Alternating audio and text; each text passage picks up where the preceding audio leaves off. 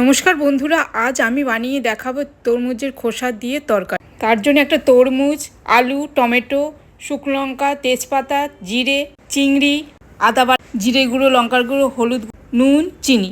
প্রথমে তরমুজটাকে কেটে খোলার যে সবুজ অংশটা আছে সেটা কেটে ডুমো ডুমো করে কেটে নিলাম। তারপর কড়াইতে জল দিয়ে নুন, হলুদ, ডুমো করে কাটা তরমুজের খোসাগুলো দিয়ে অল্প ভাপিয়ে জল ঝরিয়ে নেব। তারপর চিংড়িতে নুন হলুদ দিয়ে একটু চিংড়িটাকে ভেজে নেব। তারপর কড়াইতে তেল দিয়ে ফোড়ন দেব।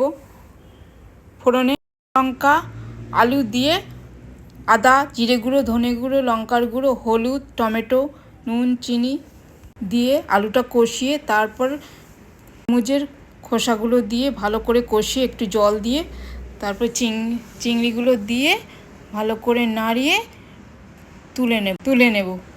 তারপর গরম গরম ভাতের সাথে সার্ভ করব। নমস্কার।